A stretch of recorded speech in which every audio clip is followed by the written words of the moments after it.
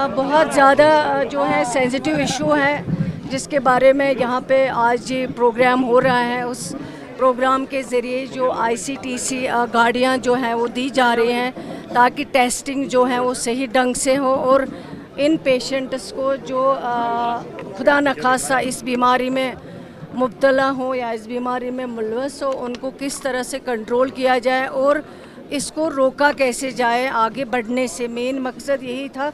और इन गाड़ियों का जिनकी कीमत एक की 64 लाख है ताकि वो जाएं और टेस्टिंग सही ढंग से हो, क्योंकि ये जो बीमारी है लोग इसका नाम सुन के भी दहशत में आ जाते हैं और जो पेशेंट होगा उसको भी मुश्किल होता है। वो अक्सर बेशतर इस बीमारी को छिपाने की कोशिश करता है, लेकिन मैं समझती हूँ कि हेल्थ डिपार्टमेंट इस पे ऑलरेडी काम कर रहा है और इंशाल्लाह आगे भी करते रहेंगे। और इन पेशेंट्स को आइडेंटिफाई करना, अवेयरनेस करना, उनको कॉन्फिडेंस देना, उनको काउंसलिंग देना कि आप आगे आ जाओ, आपका इलाज हो सकता है।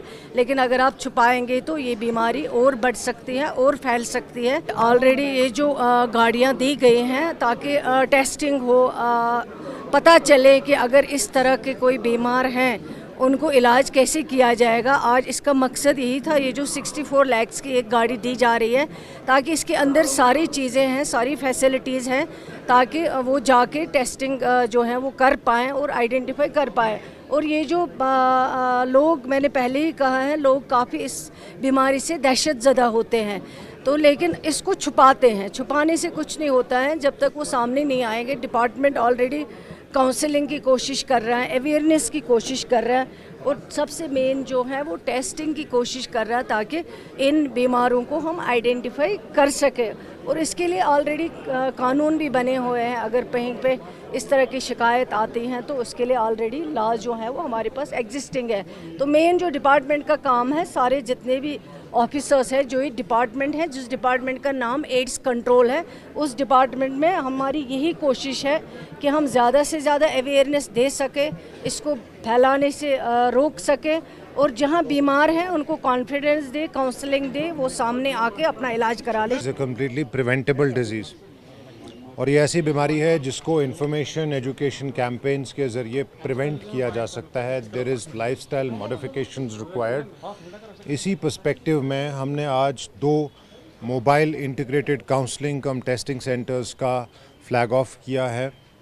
These are meant to make sure कि हार्ड टू रीच एरियाज़ में, जोग्राफिकल डिस्टेंट एरियाज़ में किस तरह से इंफॉर्मेशन एजुकेशन कैंपेन्स चलाया जा सके, अवेयरनेस कैंपेन्स चलाया जा सके उन लोगों के लिए। और most importantly for people, persons living with HIV, how do you reach out to them in the perspective of counseling and testing? ये बहुत इम्पॉर्टेंट इंटरवेंशन था जो पहली बारी शायद जम्मू कश्मीर में हुआ है। आई एम वेरी कॉन्फिडेंट कि इसके एक बहुत मस्बत आउटकम्स निकलेंगे। पर्सपेक्टिव ये है कि इसको प्रिवेंट किया जाए बीमारी को and to ensure that AIDS का स्कर्ज जम्मू कश्मीर से दूर रहे।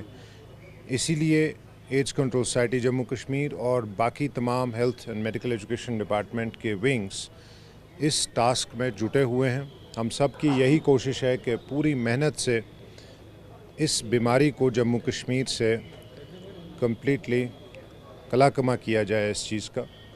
और जो हमारे हाई रिस्क ग्रुप्स हैं उन पे ख़ास तौर पे फोकस करके हमारे एफर्ट्स रीडबल किए जाएं ताकि सरकार और समाज कलेक्टिवली हम सब मिलके HIV एड्स को कंट्रोल और एलिमिनेट करा।